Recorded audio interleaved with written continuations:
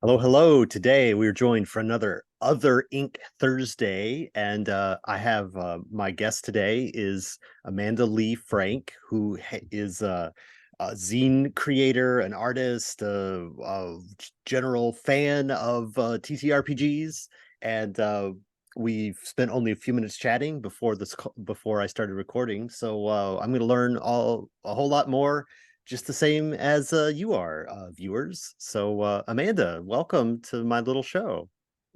Hey, thank you for having me. It's Yeah. cool to be here. So, I reached out to you because in 2022, for Zine Month, I was like, I'm going to back five zines that I think look cool. And this one's about a haunted submarine. That looks cool. And so I backed it. And it has now been finished and delivered, and I And then read you it. were really, really, Well, go you ahead. were so patient. You were so patient. I'm so sorry. No, no, Everyone was though. it's not about the timeline. It's just that it's now that like I it looked cool from like the one page pitch that you get on like the crowdfunding page, and every time you updated with like, oh, here's a piece of art, or I'm working on this, or I wrote this thing, it was like that still sounds cool. And then I got the final thing and I read it and I was like, it's really cool. It it met or exceeded my expectations of like the original pitch of like it's a haunted submarine. And so I wanted to talk to you about it because it excited me to read it. And after, again, the delay isn't necessarily like the most important part of it, but it's like after the delay, and then like I said, it met or exceeded expectations. So it was like it was worth the wait, or it's neat. And I'm like, oh, I got to figure out a group to get this to my table, whatever. It was an exciting to have it at last, and to read it, and for it to be like something I enjoyed. So thank you for making this cool scene. You're welcome. I mean, I think that's one of the we were talking earlier about zines and like why people would make zines, and I think that this is one of the good things about zines generally and Zine Quest in particular in whatever form it ends up being in the future is that like I knew people wanted this and had already kind of signed up for it. And as like, in the past, I've made like other zines and I've finished them and gotten them out in a really timely manner. And I just like things just piled up this year and I was working so slowly. Um, but I already knew like I've got like people are interested and I'm just gonna keep on updating it and it's just gonna take a while, but it's gonna be good. Like at the end, I'm not gonna rush it. I'm not gonna like rush the person who's doing layout. It's gonna be like a good thing that I'm really proud of when it's finally done. And it's just, I don't know. I mean, like, my experience is that like no one is complaining to me that it's like taking forever. Just ever so often, someone would be like, "Oh my gosh, I wish this would come out." I think I'm working on it. I'm really working. And it's nice to have that opportunity to both like know that you've got like the time and the funds to kind of like work on this thing that's like, it's not like a huge book or anything, but it's fairly ambitious, and then be able to finish it finally. It's great. It's so nice. I'm so glad that you had a lovely experience of it too, and people aren't like, emailing you every week like you said in your last update that it would only be another six No, weeks, and here it is 2 months later, and we're mad about it. no. So that's That's people great. are generally like so nice. Well, Um, I think the whole zine environment is just sort of feels like more laid back in that way, where it's like yeah. all the stakes are so much lower, right? Because even Mhm. even if you sprung for the hard copy version, that's maybe you're putting down $15, $12 plus $3 shipping or something like that. It's like, as opposed to some of the large crowdfunding projects where people are paying $200 for an enormous box of stuff and then another $60 to have it shipped to them. They're Yeah. more I guess they get madder about it because they've put so much into it. But Yeah. zines are sort of, they're gonna be 12 to 24 to maybe I think Crush Depth is 50 some pages long. So, it's almost too big to be a zine, but still too small to be a book, I guess. Um, Yeah. and but so many of them are like, 4 pages, right? Like one piece of paper folded, and that's like there's enough stuff there, whatever. It's like enough to be a game, Mhm. but it's I think it keeps people's expectations at a different place, I guess. So Yeah. it must be something nice to work in. Well, as you said, I it think so. was. It is really good. I think it's like the if anyone is thinking about writing a game or putting a game out into the world or anything, this is the way to do it because the stakes are really low. And Right. that was Like you what said, put when out I a game that people want. Like that's all you have to do. yeah. Like Well, I mean the thing is that like I think one of the main roadblocks that like as a creator you end up setting up for yourself is like, oh, it's got to be really good. It's got to be really mm, perfect when my thing finally comes out, when my like adventure that I've been working on since I was like a little kid or whatever, when that's finally out there, it's got to be just right. And if it's a zine, you can continually say to yourself, and this is what I always do, is like, well, it's fine, it's just a zine. And it really will serve to cut out a lot of the sort of um, just the worry about getting things right or being good enough to like actually publish something. mm, Which is not to say that I don't like try to make the best work that I can, because I always do, but you just have to kind of like shut out that inner voice that tells you that it's not good enough sometimes, or else you'll never make anything. And if you're yeah. just doing a zine, it's just a zine, and part of the sort of thinking about them is that this is supposed to be experimental. It's supposed to be like the work, like, a more amateur work where someone is trying things out and like learning and growing. And I think that's a really, really cool thing to see. Mm, Um, just like, things that are copied and pasted together, they're done on a real budget or stuff like that. It's great. I think it's a cool thing to have in the world. And I'm really grateful that there are so many people who support um stuff like this because that's how like new creatives get kind of a foot in making stuff. yeah, I'm a huge advocate for the sort of simple thing of like start a project and then finish it, and then even if it's imperfect or small, you still finished something, and then you can move on to something else. But if you, like you Yeah. were saying, if you always delay because you want it to be the new large format adventure fantasy game, you probably won't get there as your first project. I mean, you might, but if you can say like, I did the scene, I'm a big fan of the 200 word RPG challenge that was a thing Mhm. for a few years ago. And it's great because like you only have to write 200 words. It's so Yeah. and you could do that in an hour, and you could come back to it and revisit it and revise it and make it better and better. But also you could just be like, there, I wrote a game this afternoon, here it is. It's only 200 words, but it's the stakes are so low that it encourages you to design something and then finish it, and then you can move on to other things, which might be another game or a bigger game, or just playing a game. It just I don't know. So yeah, I agree with everything that you've said. I agree with everything you said. Um, all right. So before we talk a little bit more about Crush Depth, I want to back up a little bit and ask how you got into games. Did you come into them as a player, as a somebody who saw a zine at a local zine market? Like, how did you get into because this Crush Depth isn't your first project. So what is your route into being the creator you are? Well, when I was in high school, I played like a handful of RPGs with my high school friends.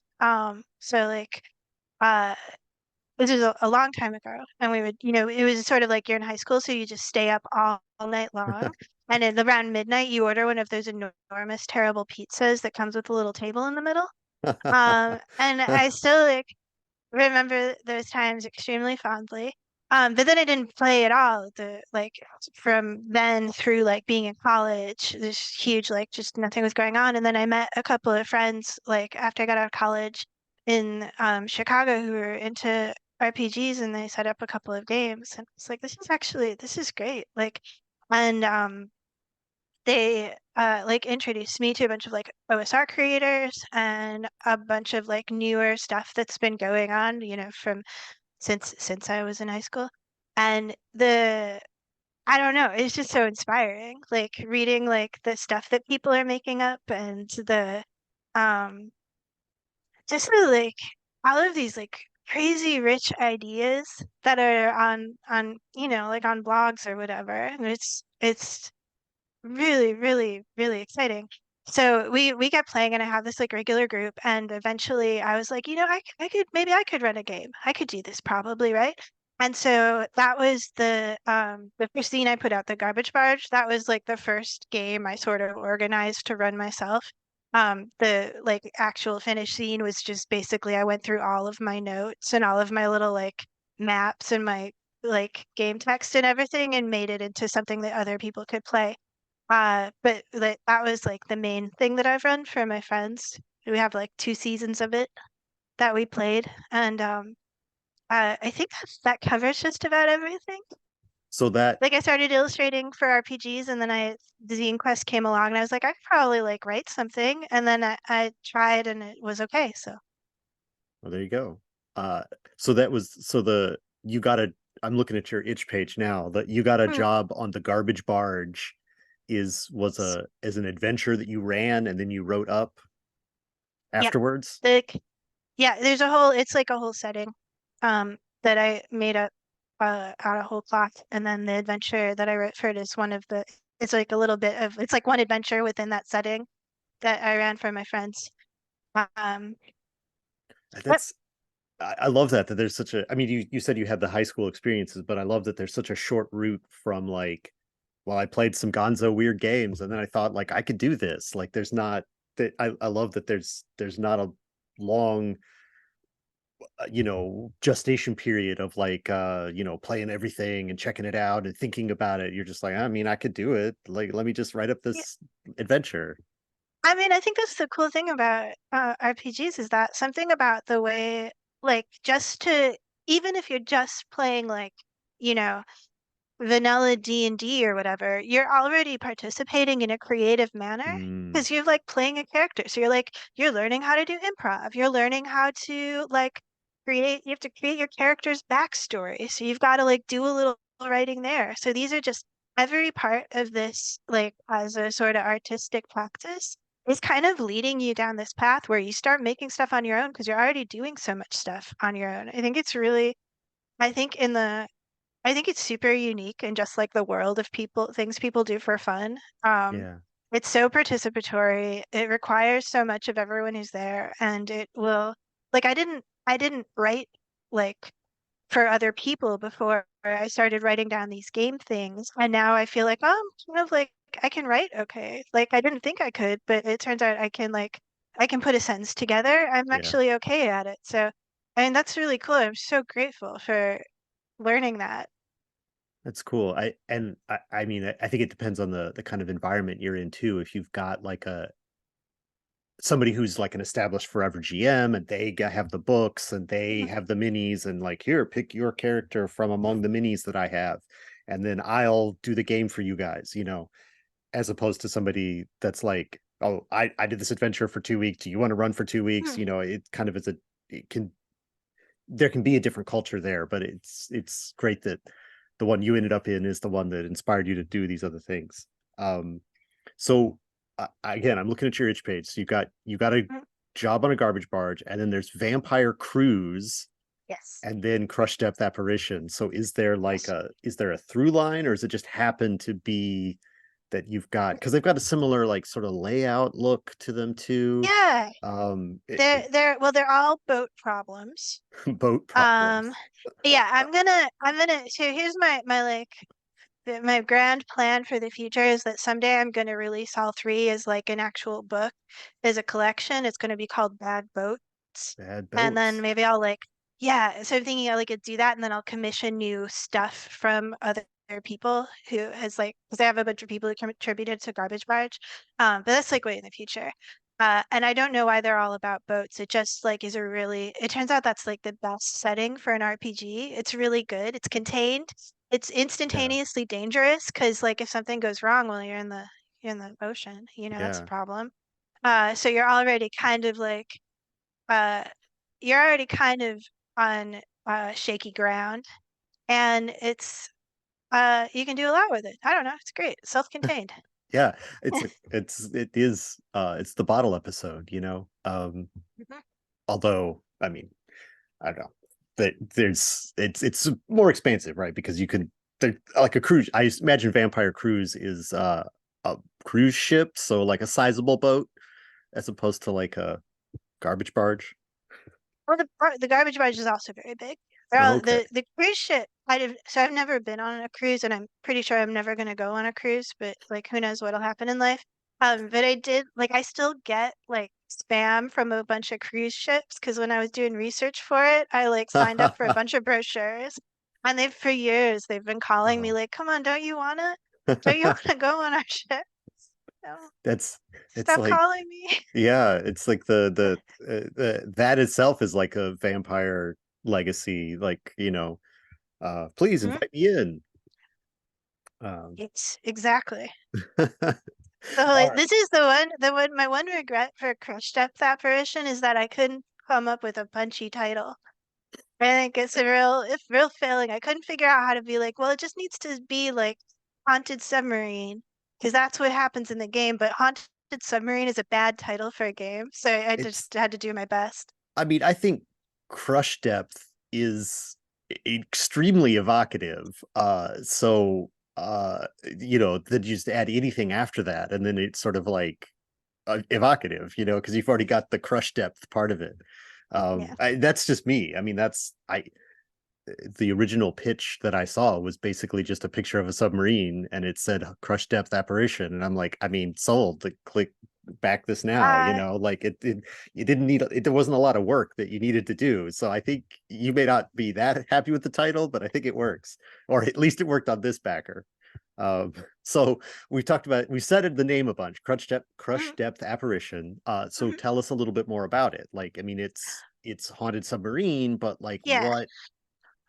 So what I wanted to have happen was for it to kind of hopefully produce the experience that you have in like the genre of horror movies where it's sort of like survival horror. So where you're like just in regular non-paranormal terms, things start to go bad. Like, oh no, you're like in a submarine, things are going wrong, or you're in a cave, things are going wrong. And before you even put in any ghosts or other problems, it's already just like really, really pretty bad. And then you put ghosts in later on so that you kind of it continually ramps up, hopefully. And you end up in this just, sort of frantic, just really suspenseful situation where there's so many things going wrong and you're trying to fix them and you don't know if you're going to survive. And um, so in order to do that, I had to figure out how submarines work so I could hopefully give all of the players enough information about submarines so that they could kind of like, play as though they were actual people who work on a submarine and like know how to fix it and know how to run it and can if something breaks they can try to like improvise a solution to fix that. And then there's that whole layer of the game, and then overlaying that there are these paranormal things that start to happen, that just gradually kind of depending on the actions that your players take will get worse or get better, and they can solve it but it's hard. They're going to have to like figure it out. And Yeah. so hopefully, like ideally playing this is gonna be like watching like a really good spooky horror film. Yeah. It certainly got all those elements because it's got you've got a map of the ship, and like there's uh, I mean, I'll try not to spoil anything too much about it. But there's a dice mechanic where you take the map of the ship and you throw the dice down, and then that's the room where the spooky stuff is happening. And so sorry if it's next to the hull, or it's because then it's like the water, whatever, it's there's positional elements there, and then you've Mhm. got this sort of like, I mean, it's all the NPCs, but you've got kind of this parlor LARP element, or murder mystery dinner, where it's like, well, this person used to date this person, and that's why they ran away to sea. And so, like, you can find that out if you talk to this NPC, and then maybe that comes in later, but maybe it doesn't. It depends on whether or not your characters care about the Mhm. backstory of the captain and the other members of the ship and stuff like that. So it's certainly a lot to, you put all the elements in, is um at least it seems to be. It seems to be. I haven't played it yet, but it is that, is that also drawn, like, to say it's a parlor LARP kind of thing, or murder mystery dinner, is that, was that in your mind of bringing in the stuff? Because again, those are sort of like pressure cooker elements that could cause those social tensions again, even before you add in the ghosts. Like, there's reasons why people on the ship may not like each other. Um, No, I've never done like a murder mystery game before. So I wasn't thinking about that at all, but I think it is really important to have like you want to have people, or if you're setting up a game, you want to have people to talk to, and you want them to like, you know, have feelings about each other in some way or another, because that just is what you need as a as as the DM or as the players to kind of bounce off of. Um, I did this thing when I was, because I didn't want to have a ton of NPCs on the boat. This was one of the problems, because if you don't want to like introduce like 15 people and have to have all of the players like meet all of these 15 people all at once. So that was one of the like game design things I was trying to deal with. And I wrote for each NPC just like a line of dialogue, so that you could, as the DM, you could read that and just like have something to go off of to kind of represent what this character was. So you're not having to read like pages and pages of backstory for every character. You're just kind of getting a sense of like, this is how this guy would be.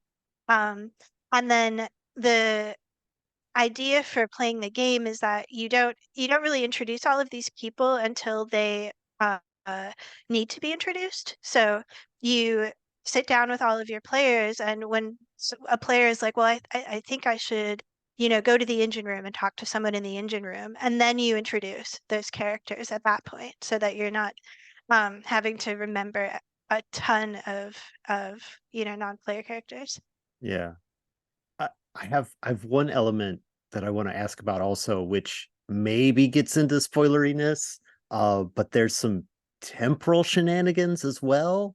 So like, and I really appreciated that, because the game is set in like a particular year, Hmm. but then there's other elements that come in from like sea exploration of other ages. And Hmm. what is, I found that really fascinating, as like both a person who grew up reading like all of Bob Ballard's books about sea exploration, and uh you know it's just like, I don't know if you did too, but there's like that sort of like, why limit it to the submarine in this one year? We could do submarine stuff from many ages. And so where does that come from, that particular way to do that? Well, I was, it just kind of grew out of the research I was doing when I Mm, when I started this, because I was interested in and have always been in undersea stuff. Um, and as I was like designing the sort of haunted labyrinth that a lot of the game happens in, I was thinking, well, it's just like, what if these were all um other more ancient submarines? And then I like read up on like the entire history of submarine making, and it's terrible. Like, it's clear from the very beginning that no one should be doing this. It's incredibly dangerous. It's like super, super bad. But people were still like, I don't know. I think I could go in a submarine. Let me hammer these two canoes together and go underwater. That'll be fine, right? So yeah, everything, all of the hauntings are completely accurate. Uh, just so everyone knows. Um, totally based on real facts. uh, right, of course, totally real Mhm. facts.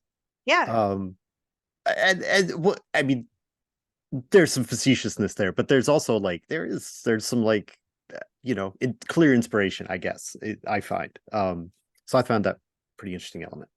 Um, so you also did the art for the game, um, which is it's great, sort of like watercolor style, creepy. It's like it would be like seeing people through smoky bar rooms if it wasn't a submarine where you're probably not supposed to be smoking. So I don't know. I think the art is really fit to the game as well. So could you talk about the art side of your process? And is that you have to be a writer on one day and an artist on a different day, or does it kind of like it happens simultaneously? Like how does it work for you? I usually do the writing first and then do the art like when all the writing is done, when I have an idea of like what things I think need to be illustrated. Um, I do less writing than I do art, so the writing feels like way harder.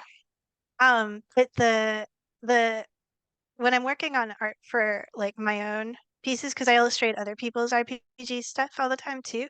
Um, when I'm working on my own writing, I try like to kind of figure out what the sort of I don't know, like what can I do with the art to actually uh take the game and make it look different from all of the other ones I've done? Like, is there something different I can do with the style to really bring out what makes any given game like actually super unique? So the art style I think changes a little bit through all of the zines that I've done.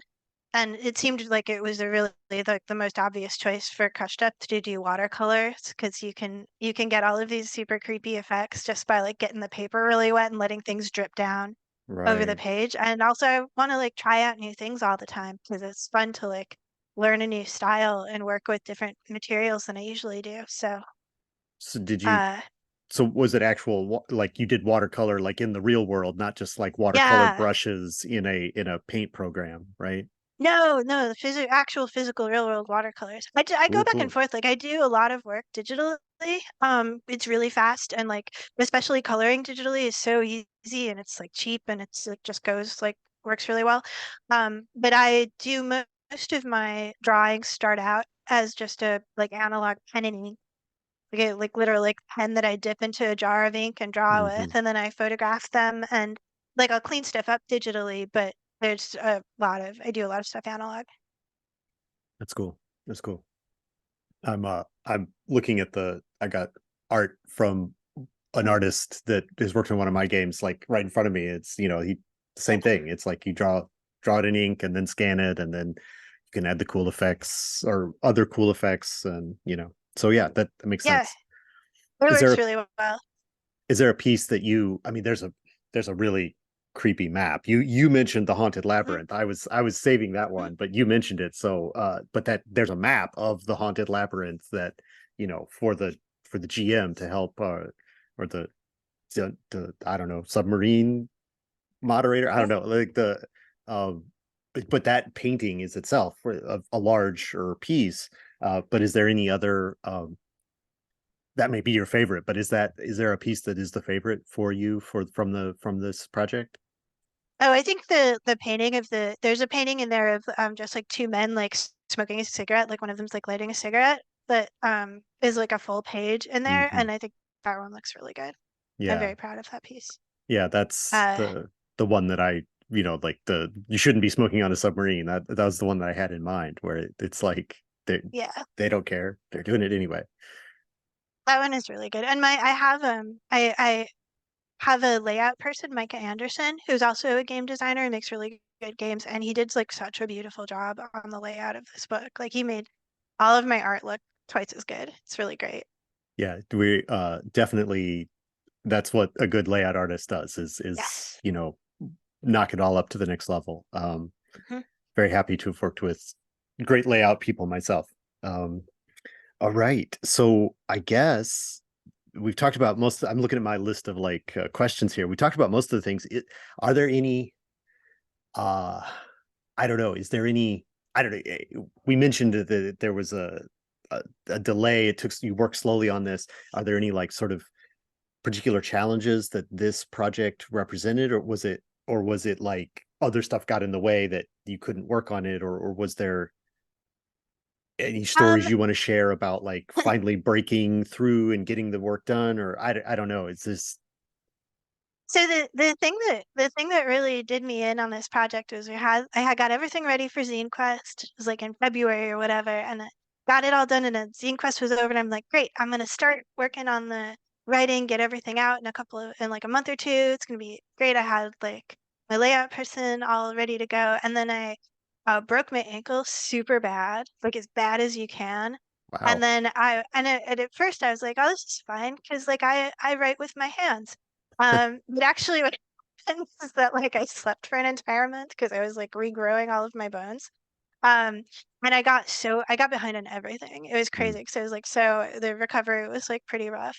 Um, but I like as I got better over the summer, I like, I just kind of kept pounding away at it slowly but surely. And the thing that was really interesting to me was because like I'm a big like horror fan. I like novel books and movies and everything. And I was really like this was the first time I've like sustained a serious injury. Like I had to have like two mm, surgeries. It was really wild. And I was a little bit afraid getting back into the writing that like I was just gonna feel bad or different because like now I know what it's really like to like really get mm, hurt or really get injured and it won't be fun anymore. And what happened was that's not true at all. It actually was like it feels super interesting.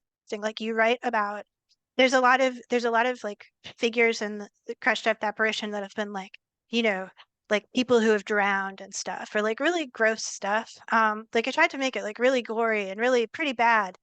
There's some art in there that's like really kind of terrible to look at.